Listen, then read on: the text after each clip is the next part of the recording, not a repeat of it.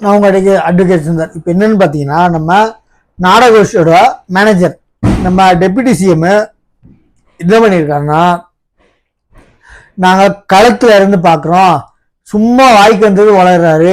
யாரு? ஏடிஎம்கேவோட தலைவர் இப்போ இருக்கா எடப்பாடி பழனிசாமி வாயில வந்து வளர்றாருன்னா, யாரு களத்துல வந்திருக்கு நீங்களே பாருங்க. போட்டோ போடுறேன். களத்துல வந்து பாக்குறது நெல்லை வந்து கோட்டை விட்டு எல்லாம் முளைச்சிருச்சு. என்ன அதை ஷெட்டு கட்டடம் வேணாங்க, ஷெட்டு கூட கட்டி துப்பு இல்லை.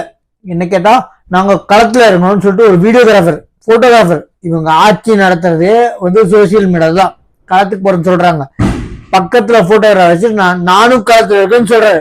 நான் சொல்றேன், போறது தப்பு இல்லைங்க, களத்துல போய் நிக்கிறேன்னு சொல்லி 4 வருஷம் என்ன பண்றீங்க?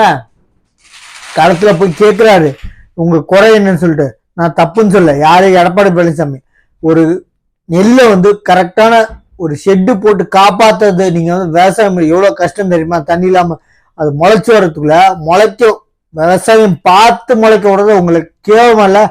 முளைக்க விடுறதுக்கு தண்ணி விட துப்பு இல்ல, ஆனா விவசாயம் பண்ண பயிரை முளை கட்டுற மாதிரி நீங்க கோட்டை விடுறீங்க, உங்களுக்கு எல்லாம் துப்பு இல்ல? அவர் கேட்கிறாரு போட்டோகிராஃபர் வச்சு, ஏசி உட்காந்து களத்துல இருக்கோன்னு சொல்றாரு. வாய்க்கு வந்து வர்றாரு எடப்பாடி பழனிசாமி. களத்துல வந்து கேட்கறது யாருன்னு பாருங்க. 4 வருஷமா கோட்டு விடுது எங்கன்னு பாருங்க. நீங்க பக்கா தெரிஞ்சுக்கிட்டு ஓட்டு போடுங்க. சும்மா அராஜ ஆச்சு ரவுடிசம் ஆச்சுங்களா போடாதீங்க, சரிங்களா? என்ன ஜாதின்னு கேட்கிற ஒரு ஆளு, அப்புறம் அரைகுறை ட்ரெஸ்ஸை போட்டிருக்க போட்டோவா, ஒரு பொண்ணோட போட்டோவா அவங்க இஷ்டம் போடுறது, சரிங்களா? அதை ரீட்வீட் பண்றது, ரீபோஸ்ட் பண்றது இவங்களோட யாரு? இந்த இப்ப ரவுடிசமோட ஆட்சி, சரிங்களா?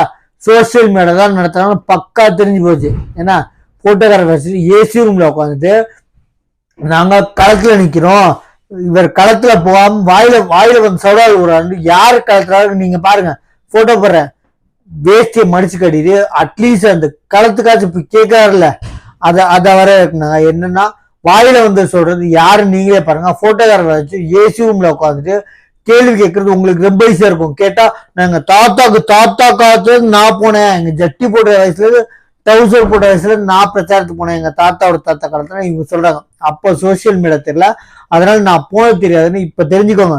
வாயிலிருந்து அவர் வாயிலிருந்து உண்மை வந்துருச்சு. நாங்க சோசியல் மீடியால மட்டும்தான் நடத்துறோம். கேட்டா ஸ்டாலின் பஸ், கவர்மெண்ட் பஸ் இல்ல, பிங்க் பஸ் வந்து ஒரு சட்டத்துல நீங்களாம் மார்க் அடிக்கிறதுக்கு ஒரு உரிமையே இல்லை. பக்கத்து மாநிலமா இருக்க நம்ம கர்நாடகா சந்திரபாபு நாயுடு இவங்கெல்லாம் மார்க் அடிக்கணும், அவங்களாம் வாயை பொத்திட்டு இருக்காங்க. ஃபுல் ஸ்டேட்ல எந்த அந்த ஸ்டேட்ல எந்த பஸ்ல ஏறினாலும் ஃப்ரீ. உங்களுக்கு மாதிரி ஸ்டாலின் பஸ் மட்டும் ஸ்டாலின் தான் விட்டுருக்காரு. ஸ்டாலினோட அப்பா தான் காசுல ஸ்டாலின் வாங்கி விட்டுருக்காரு, கவர்மெண்ட் காசு இல்ல, ஸ்டாலின் வாங்கி விட்டுருக்காரு. அது குறிப்பிட்ட டவுன் பஸ், அது குறிப்பிட்ட பிங்க் பஸ் மட்டும்தான் ஃப்ரீன்ற மாதிரி கேவலமான மார்க் அடிக்காதீங்க. பக்கத்து மாநிலத்துக்கு போய் பாருங்க, ஏசி பஸ்ஸும் டீலக்ஸ் பஸ் மட்டும்தான் ஃப்ரீ இல்லை. அதே மாதிரி சந்திரபாபு நாயுடு அந்த மாநிலத்தை ஃப்ரீ, அவங்க மார்க் அடிக்கணும், சரிங்களா? ஏன்னா அவங்க வந்து ஓல்ட் ஸ்டேட்ல எந்த பஸ்ல ஏறினாலும் ஃப்ரீ, ஒன்லி ஏசி பஸ்ஸும் சூப்பர் டீலக்ஸ் மட்டும்தான் ஃப்ரீ இல்லை. அவங்க மார்க் அடிக்கணும், அவங்கள பார்த்து கொஞ்சமாச்சு கத்துக்கோங்க, சரிங்களா? ஃபர்ஸ்ட் போய் பாருங்க, பார்க்கறதுக்கு கூட உங்களுக்கு முடியாது, பார்த்ததுக்கு அப்புறம் யோசிக்கலாம், சரிங்களா? நீங்க ஃபர்ஸ்ட் போய் பாருங்க, அதுக்கப்புறம் மார்க் அடிக்கலாம். இங்க பிங்க் பஸ் தான், இது ஸ்டாலின் பஸ் அப்படின்னு சொல்லி திமிரா பேசாதீங்க, சொல்றேன். நம்ம சேனல் சப்ஸ்கிரைப் பண்ணி பாருங்க. தேங்க்யூ.